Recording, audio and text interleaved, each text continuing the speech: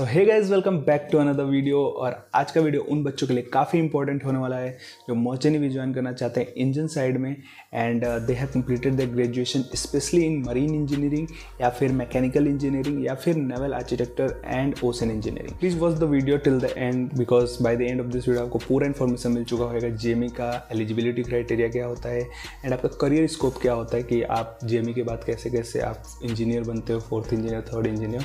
And then उसके बाद आपको बताऊंगा मैं अपना पर्सनल फेवरेट कॉलेज जहां से आप जेएमई कर सकते हो। So name of this course is Graduate Marine Engineering GME and the duration of this course is 8 months जिसमें 2 सेमेस्टर होते हैं 4 months each। तो सबसे पहले इसके एलिजिबिलिटी क्राइटेरिया की बात कर लें तो एलिजिबिलिटी क्राइटेरिया में जो फर्स्ट रिक्वायरमेंट है वो है आपका ग्रेजुएशन। आप एक ग्रेजुएट होने चाहिए जिसमें आपका कुछ रिक्वायरमेंट है डेट इज़ बीटेक इन। आपका पहला रिक्वायरमेंट है या तो आप मैकेनिकल इंजीनियरिंग वाले होने चाहिए या फिर आप एक मरीन इंजीनियरिंग वाले होने चाहिए या फिर तीसरा एक आपका नेवल आर्किटेक्चर या ओशन इंजीनियरिंग। एक 3 फील्ड होते हैं, इन तीनों फील्ड में से अगर आप किसी एक फील्ड से हैं तो you can join this course GME।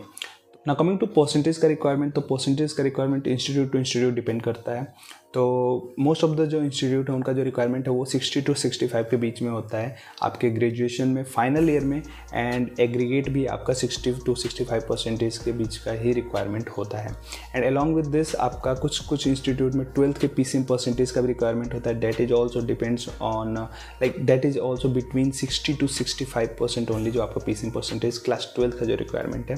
And along with this आपका इंग्लिश के परसेंटेज का रिक्वायरमेंट है दैट इज आपका 50% होना चाहिए इधर इन क्लास 10th और इन क्लास 12th। और अगर आपके ग्रेजुएशन में इंग्लिश है तो अगर उसमें भी 50% से ज़्यादा है किसी तीनों में से किसी एक में तो आप एलिजिबल हो इस कोर्स के लिए।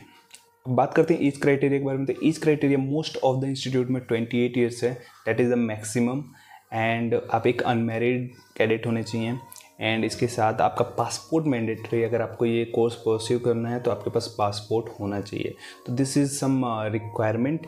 तो अगर सिलेक्शन प्रोसेस की बात करें तो मोस्ट ऑफ द इंस्टीट्यूट में सिलेक्शन प्रोसेस कॉमन है, दैट इज़ आपको एप्लीकेशन फॉर्म फिल करना है टाइम पे, देन आपको ऑनलाइन टेस्ट के लिए बुलाया जाएगा एंड जब आप ऑनलाइन टेस्ट क्लियर कर लेते हो तो आपको इंटरव्यू के लिए बैठना पड़ता है एंड जब आपका इंटरव्यू हो जाता है तो आपका मेडिकल टेस्ट होता है and then you are finally selected.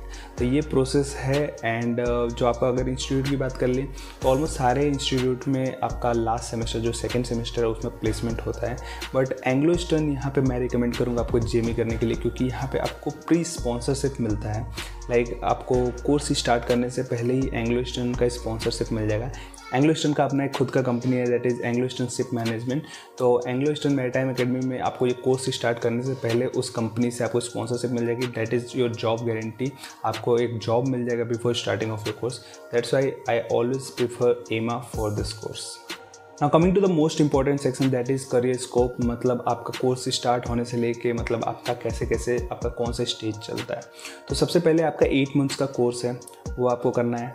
Then it is followed by 6 month का ट्रेनिंग। 6 मंथ का ट्रेनिंग मैंडेटरी है। तो आप जब कोर्स एंड होता है तो जो भी कंपनी आपको स्पॉन्सर की है या फिर जो भी कंपनी में आपका प्लेसमेंट हुआ है वहाँ पे आपका 6 मंथ आप एज अ जूनियर इंजीनियर जाते हो या फिर 5th इंजीनियर बोल सकते हैं, वो आप वैसे जाते हो। आपका 6 मंथ का ट्रेनिंग होता है वहाँ पे। देन आफ्टर 6 मंथ आप एलिजिबल हो जाते हो क्लास 4 पार्ट बी एग्जामिनेशन के लिए।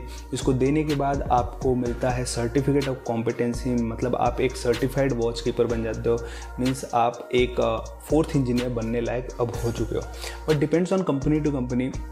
आपका वो certificate of competency is not enough to like आपको प्रमोशन देने के लिए 4th इंजीनियर के लिए। बहुत सारी कंपनीज होती हैं उसके बाद भी आपको 2 से 3 सेल कराती हैं। मतलब आपका एक सेल आपका एक ट्रेनिंग में, फिर आपका एक और सेल, फिर आपका एक और सेल, 2-3 आपका जो सेल हो जाता है then only they give you promotion to 4th engineer. तो depends on company to company, लेकिन आपको 2 से 3 वेसल तो आपका मिनिमम आपका हो ही जाता है एज अ ट्रेनी इंजीनियर। तो ये आपका स्कोप है। जब एक बार आप 4th इंजीनियर बन जाते हो तो उसके बाद आपका नॉर्मली वही सब आप एग्ज़ाम देते जाते हो, आपका प्रमोशन होते जाता है। तो स्टार्टिंग में आपका ये होता है, ट्रेनिंग आपका 6 मंथ्स का होता है। देन आप क्लास 4 पार्ट बी एग्जामिनेशन देते हो, आपको सर्टिफिकेट ऑफ कॉम्पिटेंसी मिलती है। Now you are a certified watch keeper. So guys that's it for this video. I hope आपको सारा बेसिक इन्फॉर्मेशन मिल गया होगा GME के related, and I am definitely going to make videos on top colleges for GME, and इससे related और भी मतलब उन कॉलेजेस का admission process and all everything I will make. And और भी आपको GME से रिलेटेड या फिर इंजीनियरिंग से रिलेटेड कोई भी वीडियो चाहिए, just put it in the comment section. मेरे बहुत सारे दोस्त हैं इंजीनियरिंग साइड में भी, तो इंजीनियरिंग डिपार्टमेंट में भी मेरे बहुत सारे दोस्त हैं, तो उनसे हेल्प लेके मैं ज़रूर वीडियो आपको प्रोवाइड करूँगा।